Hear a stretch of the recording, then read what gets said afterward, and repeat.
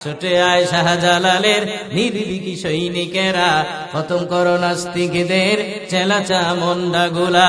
অলিদের এই ভূমিতে বিপ্লবেরই মশাল জ্বালা, অলিদের এই ভূমিতে বিপ্লবেরই মশাল জ্বালা। ছুটে আয় শাহজালালের নির্ভীকি সৈনিকেরা, খতম করো গোবিন্দের ওই চেলাচা মন্ডাগুলা। শাহজালালের স্বপ্ন ছিল আল কোরআনের জ্বলবে আলো, ঠিক কিনা?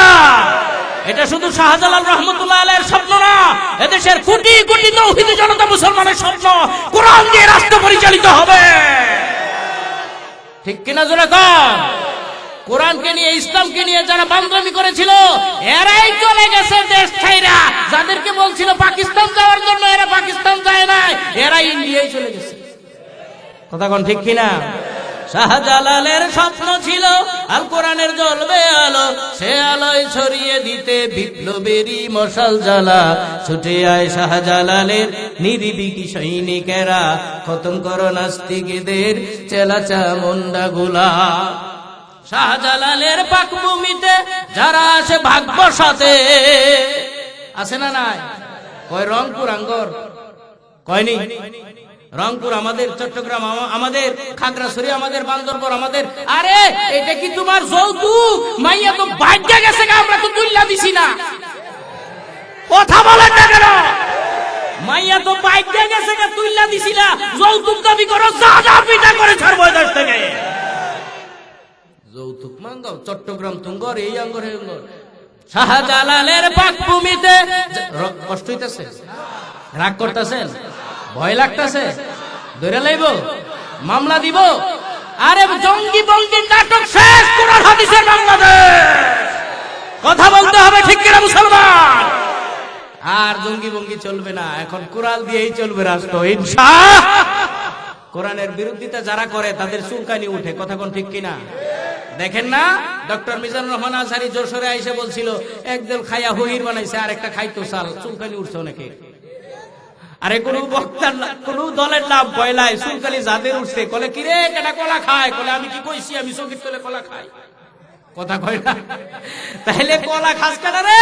বলে চোখের তলে আমি কলা খাই, এটাকে আমি কইছি? হ্যাঁ, কানার মনে মনে যারা, যার মনে যেটা ফালদা উড়ে হিডা। খাওয়ার দান্দা করার কেউ নাই। এখন এই দেশের মানুষকে কেমনে শান্তি দেওয়া যায় সেটা দান্দা করতে হবে। শান্তি দিতে পারে একমাত্র কোরআন। কথা বলেন ঠিক কিনা?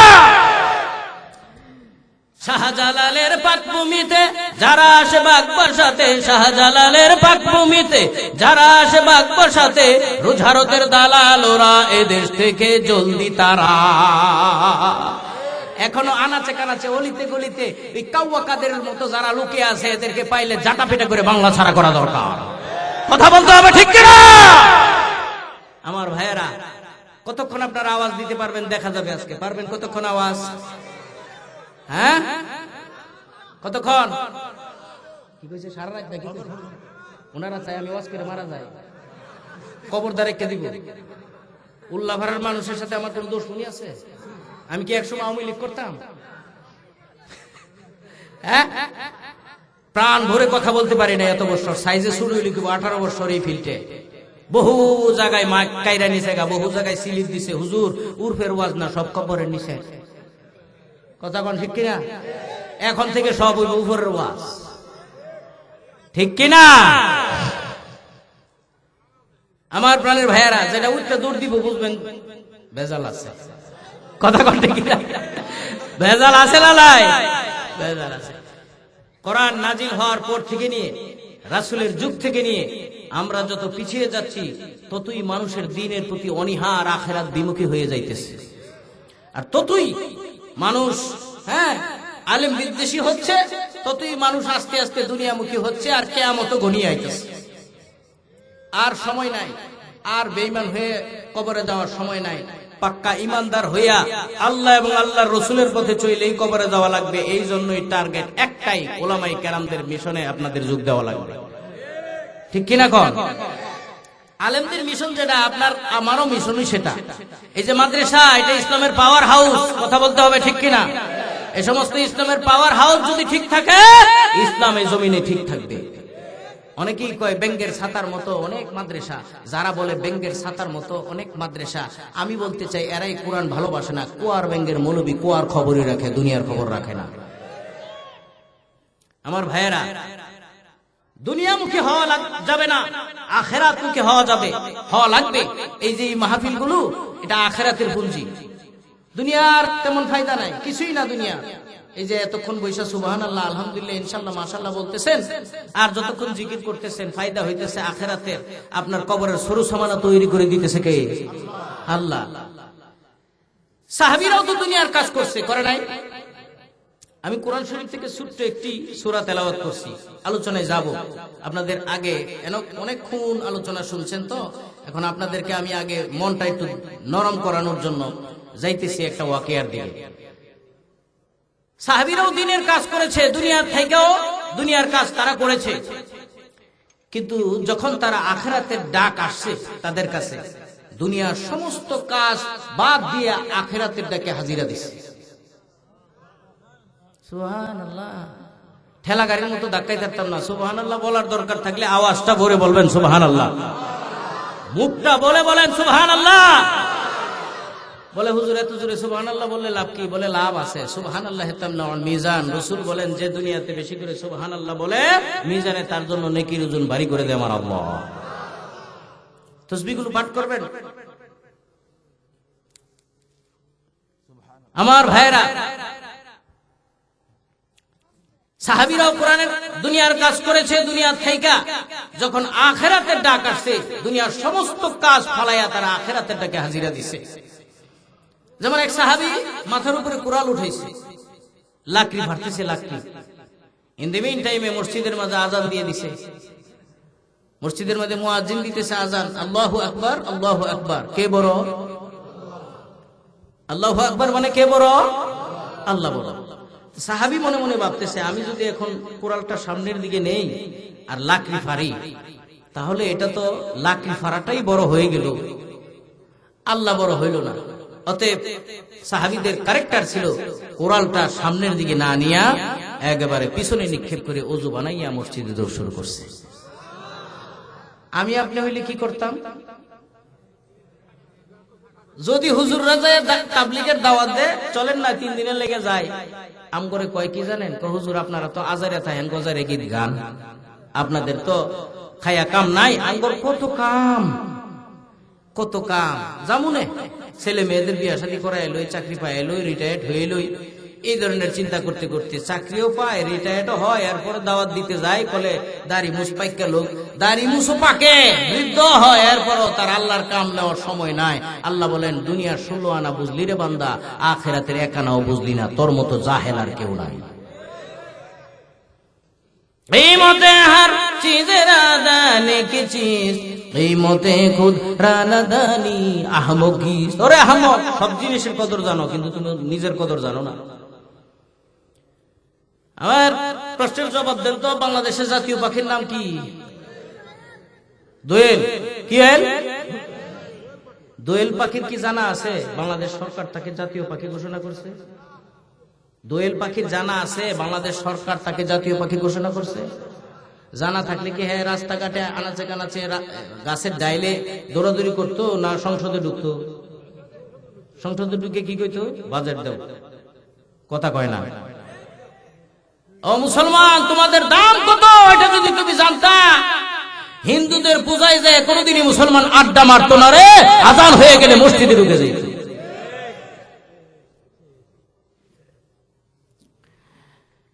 সাহাবীরা দুনিয়া থেকে আখিরাতের ডাকে কি পরিমাণ হাজিরা দিছে, কি পরিমাণ তারা আল্লাহর খুশির জন্য, নবীর খুশির জন্য তাদের জীবনটাকে বাজি রাখছে, তার একটা এক্সাম্পল তুলে ধরে তারপর আমি তাফসীরে ঢুকবো ইনশাআল্লাহ। নবীর একজন সাহাবী ছিল যে অত্যন্ত কালো এবং একেবারে গরিব সাহাবী, কালো আবার গরিব। নবী ডাক দিয়া কয়, সাহাবী তুমি কি বিয়ে করছো? সাহাবী ডাক দিয়া কয়, হুজুর আমার কাছে বিয়ে দেবে কে? আমি তো একেবারে কালো, আবার একেবারে নুন আনতে পান্তা ফুরায়, দিন আনি দিন খায়, টাকা কিছুই নাই, আমার কাছে বিয়ে কে দিবে? নবী বলেন, তাহলে তুমি দেখো না তোমার আত্মীয়র মাঝে কেউ আসেনি যার কাছে প্রস্তাব দিলে গ্রান্টেড হয়? না হুজুর, আমি গরিব মানুষ, আমার কাছে কেউ মেয়ে দিবে না। তাহলে একজনের কাছে তোমার আত্মীয় যদি থাকে প্রস্তাব দাও। বলে হুজুর, আমার একজন আত্মীয় আছে যে কিনা মদিনার অনেক ধনাঢ্যশালী ব্যক্তি, তার একটা মেয়ে আছে খুব সুন্দরী, অপরূপা, লাবণ্যময়ী, তন্নি, যে মদিনার হুর বলে মদিনার মানুষেরা তাকে লকব দিয়েছে হুরে মদিনা। নবী বলেন তার কাছেই বিয়ের প্রস্তাব দাও। সুবহানাল্লাহ। সাহাবী কয় হুজুর বিয়া দিত না, কোথায় গেলে লাভ নাই। আরে যাও না। ঠিক আছে হুজুর, আপনার প্রস্তাব রক্ষার্থে, আপনার সম্মানার্থে, খালি আপনার আবদারার্থে আমি যাইতেছি। যাইয়া বলতেছে বাড়িওয়ালার কাছে, আসসালামু আলাইকুম। ওয়ালাইকুম আসসালাম। আপনার মেয়ে হুরে মদিনাকে আমার কাছে বিয়ে দেওয়ার জন্য রাসূল প্রস্তাব দিয়ে প্রেরণ করেছেন। সেনকে উঠটা দৌড় দিছে, কারণ এই সাহাবী জানে সেনের পরে যে কি হবে। কারণ সে জানে সেনের পরে আমি যদি এখানে দাঁড়ায় থাকি তাইলে এই বাড়িওয়ালা আমারে কম করতো না, সাইজ করে ছাড়। দৌড় শুরু করছে, আর ওই বাড়িওয়ালা তো তর্জন গর্জন শুরু করে দিয়েছে। হ্যাঁ, কত বড় সাহস! আমি মদিনার ধনাঢ্যশালী ব্যক্তি, আমার টাকা পয়সার কোনো অভাব নাই, আমার একমাত্র মেয়ে হুরে মদিনা, মদিনার হুর, যাকে মানুষ হুরে মদিনা বলে, এই অপরূপা, হ্যাঁ তন্নি, একমাত্র মেয়ে, সুন্দরী মেয়েটার বিয়ের প্রস্তাব দিল এক কালো সাহাবী। কত বড় সাহস তার! এভাবে তর্জন গর্জন করতেছে। পর্দার আড়াল থেকে মেয়েটা বের হয়ে আসছে, আয়েশা ডাক দিয়ে কয়, আব্বা আপনি এত তর্জন গর্জন করতেছেন কেন? কারণ কি? আপনি তো খেপা কেন? খেপা মানে মারে তুই তো জানোস না, আজকে এমন একটা বেড়ো হয়, একটা কালো বিচ্ছিত, একেবারে দেখতে শুনতে ভালো না, একবারে কালো একটা চেহারা একটা ছেলে আয়সা তোর বিয়ের প্রস্তাব দিছে। আপনি কি প্রস্তাবে রাজি না? রাজি? তোর যে কথা, ওর প্রস্তাবটা দেওয়ার সাহস কোথায় থেকে পাইলো, ওইটি আমি আগে দেখে নিই। মেয়েটি ডাক দিয়ে কয়, বাবা আপনি এই প্রস্তাবে যদি আপনি রাজি নাও হন, আমি মেয়ে কিন্তু এই প্রস্তাবে রাজি। বাবা ডাক দিয়ে কয়, সর্বনাশ, নিজের পায়ে নিজে কোরালের আঘাত করিস না। আমার প্রাণের ভাইরা, মেয়েটি এবার ডাক দিয়ে বলে, বাবা ছেলে কেমন ছিল আমি জানতে চাই না, সুন্দর কিনা জানতে চাই না, ধনী কিনা জানতে চাই না। বাবা শোনো, এই প্রস্তাবে আজকে আমি কেন রাজি হয়েছি জানোনি? এই প্রস্তাবটা ছেলের পক্ষ থেকে আসে নাই, শুনতে পাও নাই, ছেলেটি বলে গেছে আল্লাহর হাবিব প্রস্তাব দিয়ে প্রেরণ করেছেন তোমার মেয়েকে তার কাছে বিয়ে দেওয়ার জন্য। বাবা গো, আজকে যদি আমি ধনাঢ্যশালী ছেলের কাছে, ধনাঢ্যশালী ব্যক্তির পোলার কাছে যদি আমি বিয়ে বসি, আমার ধন সম্পদের যদি কোনো অভাব না হয়, গাড়ি বাড়ি ব্যাংক ব্যালেন্সের কোনো অভাব না হয়, আমি বধূ হই, কিয়ামতের কঠিন ময়দানে আমার আল্লাহ যদি জিজ্ঞাসা করে, আরে বান্দি কেমনে পারলি রে আমার বন্ধুর প্রস্তাবটাকে প্রত্যাখ্যান করতি, আমি কি জবাব দিব? আরে বাবা, দুনিয়ায় আমি যদি সুখী না হই, কিয়ামতের কঠিন ময়দানে আমি দুঃখী হতে চাই না। আমার মতো হতভাগা হাসরের মাঠে কেউ হবে না যদি আমি জাহান্নামী হয়ে যাই। আজকে আল্লাহর হাবিবের প্রস্তাবটাকে প্রত্যাখ্যান না করে অ্যাকসেপ্ট করে কবুল করে নিয়েছে এই কালো সাহাবীকে আমি বিয়ে করব। মেয়ে যখন রাজি হয়ে গেছে, বাবার আর কিছু করার আছে না?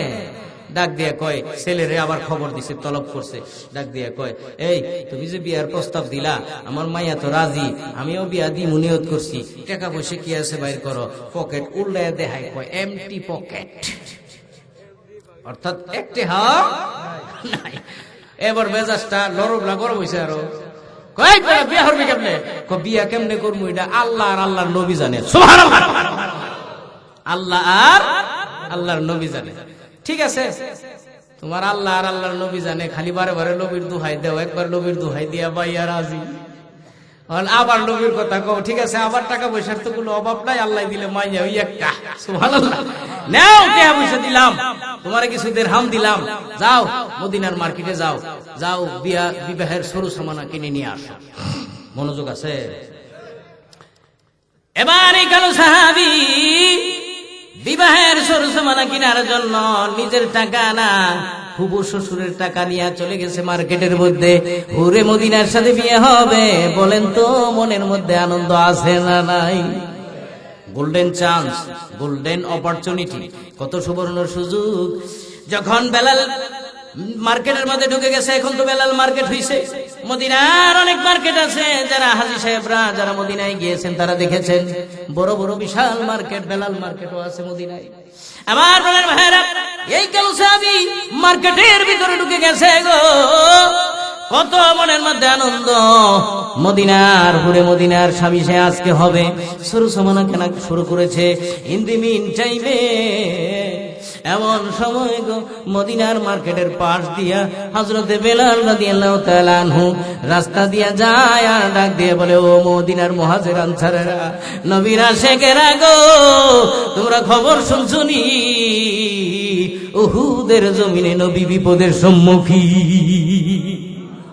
এবার বলেন তো, যেই নবীর আশিক, যে নবীর পাগল, যে নবীর প্রেমিক, সে যদি শুনে নবী বিপদের সম্মুখীন, নবী মুসিবতে পড়েছে, সে কি বিবাহের সরসামানা কিনবে?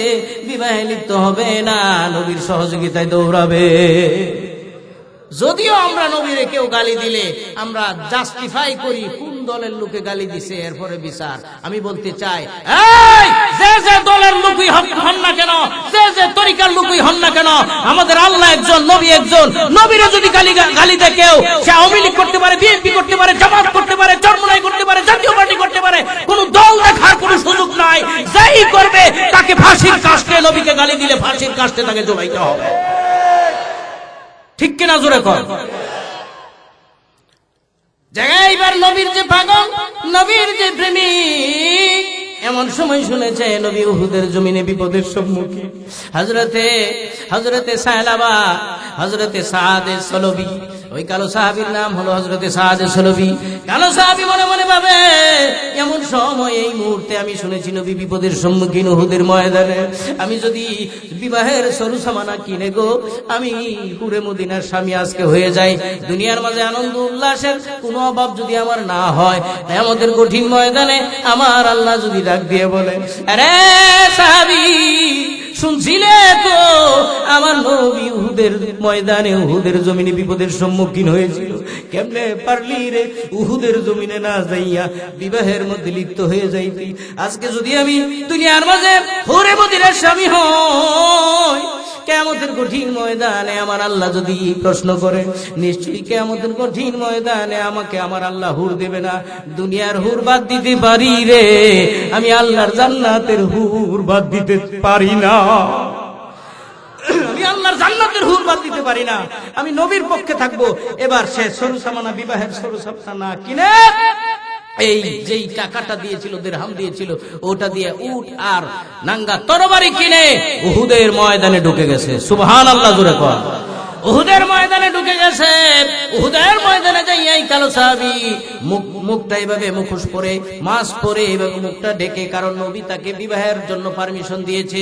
নবী দেখার পরে হয়তো ডাকতে পারে, তুমি সাহাবী, যুদ্ধের মধ্যে যাওয়ার দরকার নাই, তুমি চলে যাও, তুমি বাড়িতে চলে যাও, হুরে মদিনার সাথে তোমার বিয়ে হবে।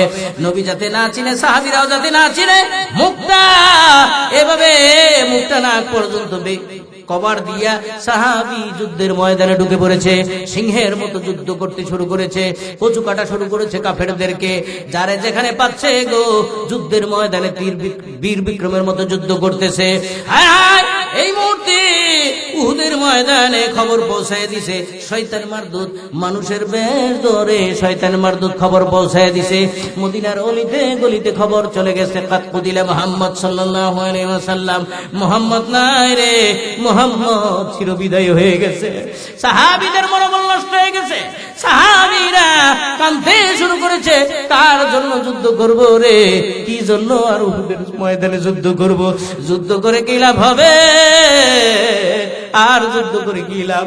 হযরতে ওমর ডাক দিয়ে বলে, ও মুমিনা মুনাফিকেরা, তোমরা কে কোথায় আছো? আসো আসো, আজকে তোমাদের সাথে আমার পাক্কা লড়াই হবে। কারণ শুনেছি রে, উহুদের জমিনে আমার নবী নাই, যে জমিনে নবী নাই ওই জমিনে আমি উমর বেঁচে থাকতে চাই না। হযরত আলী সেজদায় পড়ে গেছে, আমার আল্লাহকে ডাক দিয়ে বলে, মালিক, অন্যায় করেছি, অপরাধ করেছি, ঈসা নবীর মতো তোমার বন্ধুকে আকাশে তুলে নিও না। অন্যায় যদি হয়ে থাকে, অপরাধ যদি হয়ে থাকে গো, শাস্তি দিতে হয় আমাদেরকে দাও। তোমার বন্ধুকে আমাদের কাছে ফেরত দিয়ে দাও। তোমার বন্ধু কোথায়? কোথাও তো আমরা তোমার বন্ধুকে খুঁজে পাইতেছি না। হায় হায় রে, আমার আপনার নবী একটা আঘাত পাইয়া গো, নবী একটা গর্তের মাঝে পড়ে গেছে। এই গর্তের পাশ দিয়া একজন সাহাবী যাইতেছে, হঠাৎ করে গর্তের মাঝে নজর করে দেখে নবী পইরা রইছে। ওই সাহাবী হযরত আলী সেজদায় পড়ে কান্নাকাটি করতেছে। হযরত আলীর কানের গোড়ায় মুখ লাগায় ডাক দিয়ে বলে, আলী রে, আর কাঁদিস না রে, আর কাঁদার দরকার নাই। নবী দুনিয়া থেকে চলে যায় নাই, নবীর সন্ধান পাওয়া গেছে, নবীর খবর পাইছি। হযরত আলী ডাক দিয়ে বলে, সাহাবী কোথায় রে আমার দয়াল নবী, লইয়া যা আমারে। হযরত আলী দেখে নবী কাইত হয়ে পড়ে রয়েছে। হযরত আলীকে দেখে নবী আমার ডাক দিয়ে বলে, আলী রে, আমাকে এখান থেকে তাড়াতাড়ি দূর, গর্তের ভিতরে আমি পড়ে আছি রে। নবী আমার ডাক দিয়ে বলে, আমার তুল। হযরত আলী ডাক দিয়ে বলে, নবীজি গো, একটু তাড়াতাড়ি উঠেন, সাহাবীদের মনোবল নষ্ট হয়ে গেছে, সাহাবীরা কাতরাচ্ছে, সাহাবীরা আপনাকে একটু দেখুক, মনোবল ফিরে আসবে। নবী আমার ডাক দিয়ে বলে, শুধু উঠতে বললি রে, আমার মাথার দিকে তাকাইয়া দেখ, একটা পাথরের আঘাতে লোহার হেলমেট ফেল করে রে, একটা লোহার প্যারাক আমার মাথার ভিতরে ঢুকে গেছে, আমি সহ্য করতে পারতেছি না, প্রচন্ড ব্যথা মাথার মধ্যে রে, আমার একটু হযরত আলী ডাক দিয়ে বলে, আমি লোহার প্যারাকটা আমি তুলতেছি। এমন সময় এক সাহাবী আয়েশা ডাক দিয়ে বলে, আলী রে, জীবনে নবীর বহু উপকার করেছ, আজকে আমাকে একটু সুযোগ দাও, একটু উপকার করব। কি উপকার? আমি আমার জীবনের বিনিময়ে হলেও নবীর মাথা মোবারক থেকে আমি এই লোহার প্যারাকটা তুলে দেব। হযরত আলী বলে, ঠিক আছে, তাড়াতাড়ি করো। হযরত আলী দেখেন ওই সাহাবী নবীর কাঁধের উপর ভর দিয়া মাথার মাঝে একটা হাত করে কামড় দিয়া লোহার প্যারাকটা তুলতে চেষ্টা করে। ওই সাহাবী বলেন, আমি যদি এক চান্সে, এক টাইমে, এক কামড়ে যদি লোহার প্যারাকটা আমি না তুলি গো, আমার নবীর বড় কষ্ট হবে। এক চান্সে, এক টানে লোহার প্যারাকটা তুলে ফেলছে ঠিক, কিন্তু নবীর ওই সাহাবীর দুটি দাঁত ভেঙে জমিনে পড়ে গেছে। সাহাবী মুখের মধ্যে হাত দিয়া অন্যত্র তাকিয়ে আছে। আমার নবী ডাক দিয়ে বলে, সাহাবী কি হইছে? কিছু হয় নাই। সাহাবী মিথ্যে বলে নাই, একটু অভিমান করেছে মাত্র। সাহাবী ভাবছে আমার দাঁত ভেঙে গেছে, এই খবরটা নবী যদি শুনে নবীর মনে কষ্ট লাগবে। আশিকের রাসূল তো তারাই, আর আমরা জিলাফির পাগল, নবীর পাগল হতে পারি না। এই জন্য অনেক সময় বলি, ভালো যদি বাঁচতে চাও কোরআনকে বাসো, ভালো যদি বাঁচতে চাও নবীকে বাসো। তোমার দুঃখ যত না নবী সইতে পারে না, তোমার দুঃখ যত না নবী সইতে পারে না, সে নবীকে তোমরা কেন ভালোবাসো না। ভালো যদি বাঁচতে চাও কোরআনকে বাসো, ভালো যদি বাঁচতে চাও নবীকে বাসো। হাসর মাঠের বিচার লয়ে কি যে যন্ত্রণা, সাত সাগরের পানি পেলেও তৃষ্ণা মিটবে না। হাসর মাঠের বিচার লয়ে কি যে যন্ত্রণা, সাত সাগরের পানি পেলেও তৃষ্ণা মিটবে না। আরে কাউসারের মালিক নবী, আল্লাহু আকবার। আরে কাউসারের মালিক নবী, ভালো তাহাকে বাসো, ভালো যদি বাঁচতে চাও কোরআনকে বাসো, ভালো যদি বাঁচতে চাও নবীকে বাসো। ঠিক কিনা? কোরআনকে ভালোবাসা দরকার আছে না নাই? আল্লাহু আকবার বল রে মুমিন, জোরে কোন আল্লাহু আকবার। আল্লাহু আকবার বল রে মুমিন, আল্লাহু আকবার বল রে মুমিন। আয় কোরআনের পথে চলি, কোরআন দিয়ে জীবন গড়ি, চল রে সে পথ হবে জীবন রঙিন, আল্লাহু আকবার বল রে মুমিন। আমার প্রাণের ভাইরা, হযরত আলী নজর করে দেখে ওই সাহাবী লোহার প্যারাকটা খুলে ফেলেছে, নবীর মাথা থেকে রক্তগুলো বেবে গো, মদিনার উহুদের জমিন লাল হয়ে গেছে। এক সাহাবী ডাক দিয়ে বলে, কার রক্ত রে?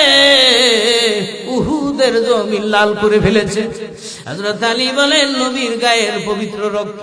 ওই সাহাবী নিজেকে কন্ট্রোল করতে পারে না, এশকের ছুটে গো, জিহ্বা বের করে রক্তগুলো পান করতে শুরু করেছে। আমার নবীর নজরে পড়ে গেছে, ডাক দিয়ে বলে, সাহাবী আমার রক্ত পান করলি না দুজক হারাম করলি? রক্ত পান করলি না দুজক হারাম করলি? সমস্ত মদিনায় খবর পৌঁছে গেছে, নবী নাই, নবী শহীদ হয়ে গেছে। আমার ভাইরা, একজন আনসারী মহিলা উহুদের জমিনের দিকে দৌড়াচ্ছে। এক সাহাবী ডাক দিয়ে বলে, কোথায় যাও? বলে, উহুদের জমিনে যাই। আর যায় লাভ নাই গো মহিলা, শুনেছি তোমার ছেলে আসছিল, সে তো উহুদের জমিনে শহীদ হয়ে গেছে। ওই মহিলা, ওই আনসারী মহিলা দাঁড়ায় না, কোনো জবাব দেয় না। আবার কিছুক্ষণ সামনে যাওয়ার পরে আবার জিজ্ঞাসা করে, কোথায় যাও? বলে, উহুদের জমিনে যাই। যাই লাভ নাই গো, শুনেছি তোমার স্বামী আসছিল উহুদের জমিনে, সেও শহীদ হয়ে গেছে।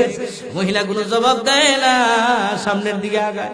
আবার আরেকজনের সাথে জিজ্ঞাসা করে, দেখা হইলে ডাক দেয়া বলে, কোথায় যাও? বলে, উহুদের জমিনে যাই। কেন যাও? যাই লাভ কি? তোমার বাবা যে আসছিল উহুদের জমিনে, ওই বাবাও তো শহীদ হয়ে গেছে। এবার ওই আনসারী মহিলা ব্রেক করে ডাক দিয়ে বলে, সাহাবীরা শুনেছি আমার কলিজার টুকরা সন্তান আসছিল, শহীদ হয়েছে। শুনেছি রে আমার প্রাণের স্বামী আসছিল, শহীদ হয়েছে। শুনেছি আমার বাবা আসছিল, শহীদ হয়েছে। কে শহীদ হইল আর কে না হইল সেটা আমার দেখার বিষয় নাই, জানার বিষয় নাই। দয়া করে বলো গো, দিনের নবী বেঁচে আসেনি? সন্তান হারাইলে সন্তান পাবো, স্বামী হারাইলে স্বামী পাবো, বাবা হারাইলে বাবাও পাইবো, বাবার মতো অনেক মানুষই পাইবো, কিন্তু নবী হারাইলে নবী পাওয়া যাবে না। সমস্ত মদিনায় খবর হয়ে গেছে, নবীর একজন সাহাবী যার নাম হযরতে হানজালা, সুবহানাল্লাহ, ফরজ গোসল করার জন্য পানির কিনারায় দাঁড়াইছে।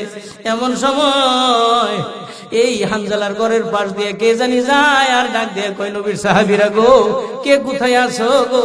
খবর রাখছো নি? উহুদের জমিনে নবী বিপদের সম্মুখী। হযরতে হানজালা এই খবর শুনিয়া গোসলের কথা ভুলে যায়। গোসল না কইরা দৌড়াইয়া বাড়িতে আসে।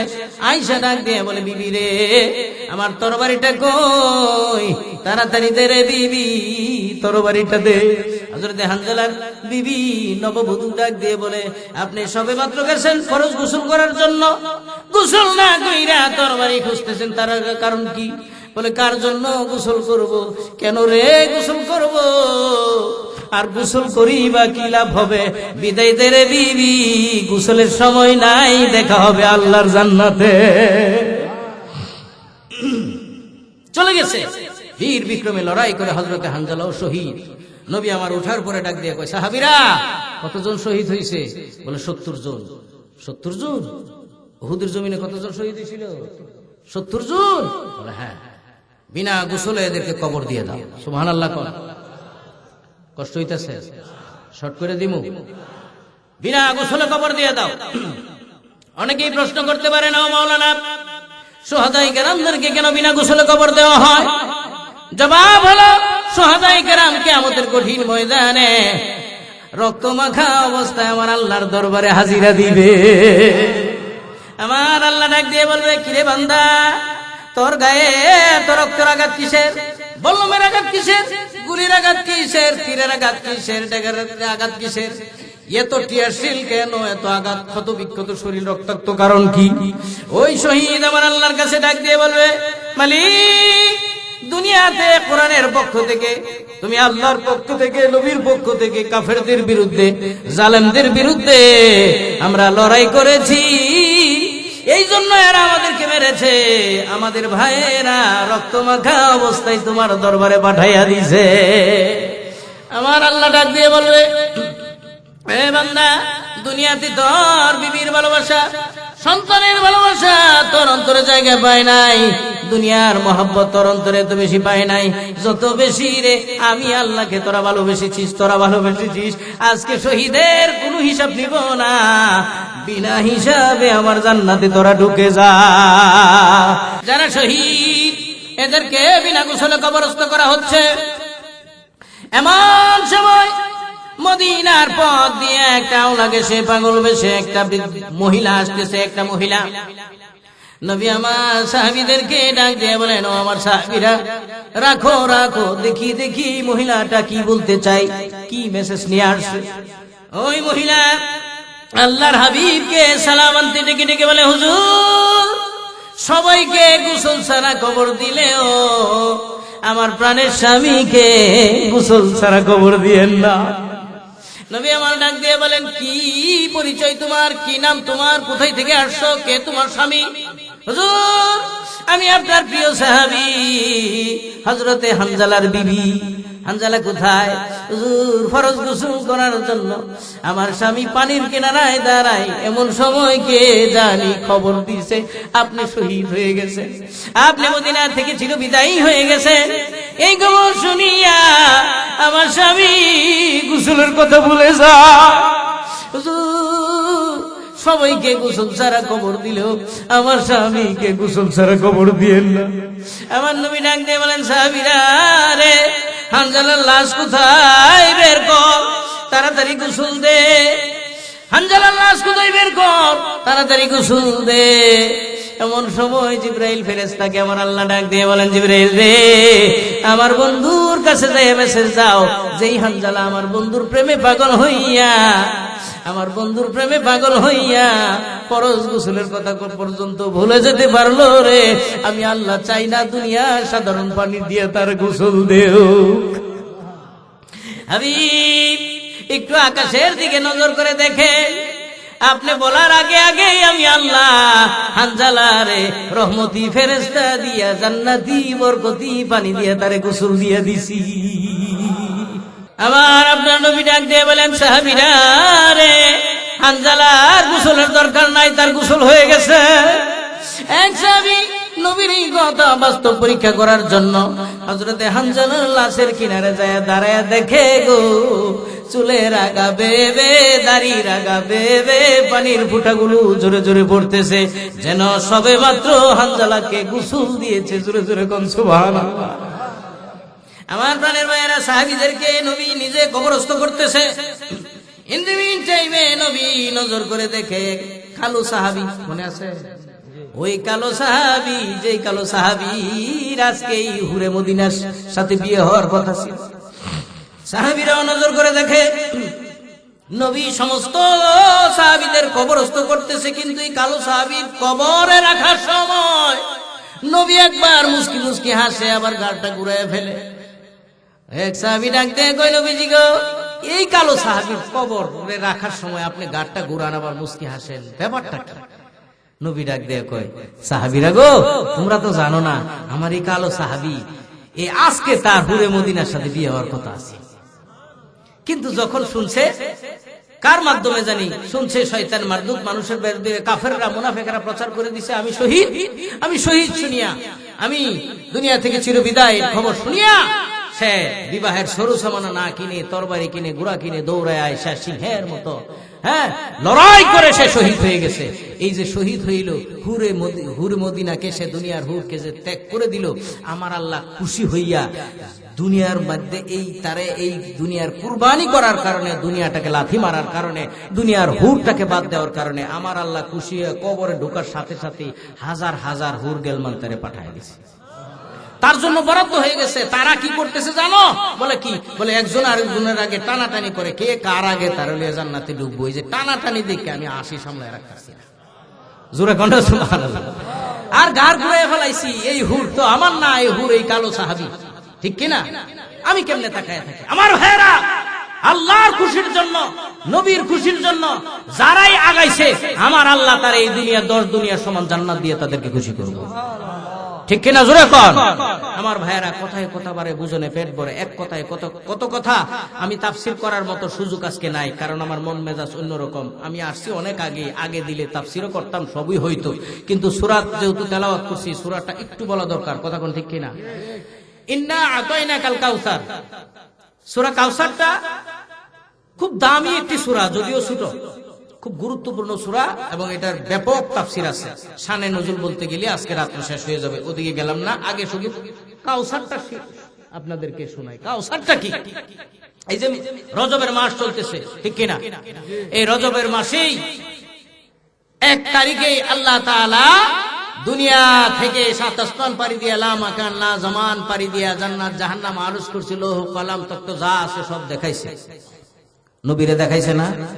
দেখানোর মাঝে, অনেকগুলোর মাঝে একটা জিনিস তো নবী দেখছে, সেটা হলো কাউসার। দেখছেনি আমার ভাইরা? আমার আপনার নবী জিবরাইল ফেরেশতাকে প্রায় সময় ডাক দিয়ে বলে, জিবরাইল গো, তুমি না আমারে বলছো হাউজে কাউসার নাকি আমার আল্লাহ আমার জন্য বানাইছে, হাউজে কাউসার দেখাইবা, হাউজে কাউসার কই?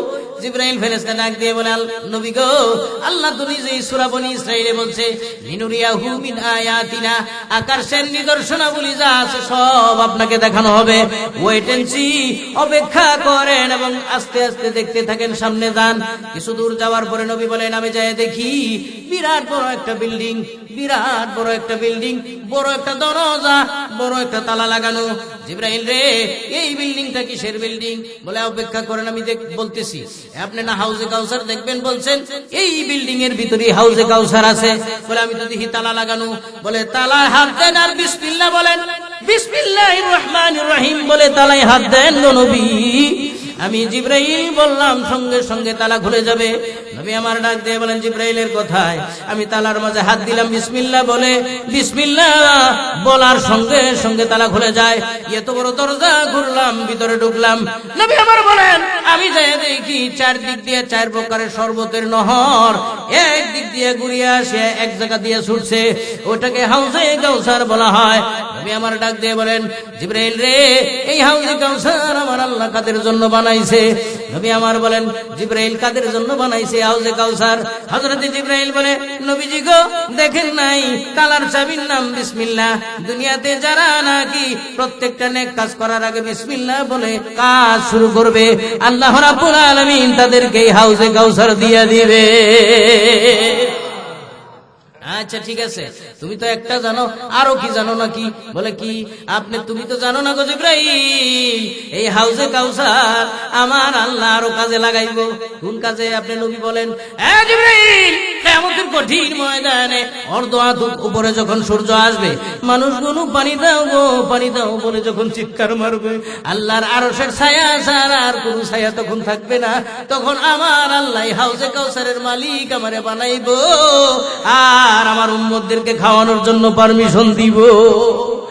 1 গ্লাস হাউজে কাউসার যদি আমার হাত দিয়া, যদি আমার কোন উম্মত হাসরের মাঠে পায় গো, যদি খাওয়াইতে পারি আমি নবী, 40 বছর পর্যন্ত এই আমার উম্মতের পানির পিপাসা লাগবে না। কোন বর্ণনায় আসে পানি নামে কিছু ছিল, কোনদিন মনে হবে না। এই হাউজে কাউসার আমাদের দরকার আছে না নাই? হাউজে কাউসারের লোভ আমার আপনার নবীর কত বেশি ছিল।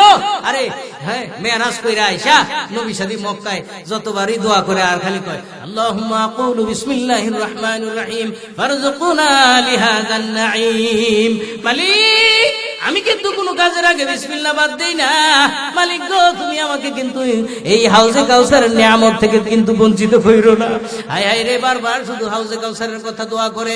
আল্লাহ রাব্বুল আলামিন ডাক দিয়ে বলে, জিবরাইল রে, আমার বন্ধুরে হাউজে কাউসার দেখাইছো। হাউজে কাউসারের লোভ আমার বন্ধু সামলাইতে পারে না। মক্কায় যায় দোয়া করে আর বারবার শুধু বলে, হাউজে কাউসার থেকে যেন আমি আমার বন্ধুরে বাদ না দেই। কেমনে বাদ দিব রে? এই হাউজে কাউসার নয়, শুধু যা কিছু আমি আল্লাহ বানাইছি বন্ধুর খাতিরেই তো। জিবরাইল, আমার বন্ধুর কাছে যাও আর ডাক দিয়ে বলবা, ইন্না আ'তাইনাকাল কাউসার। হাউজে কাউসার আমার বন্ধুর জন্য, বন্ধুর উম্মতের জন্য রিজার্ভ করে দিছি। আর তো চিন্তা নাই, রিজার্ভ হয়ে গেছে, আল্লাহ খালি গদ গদ গদ গদায় খাবো।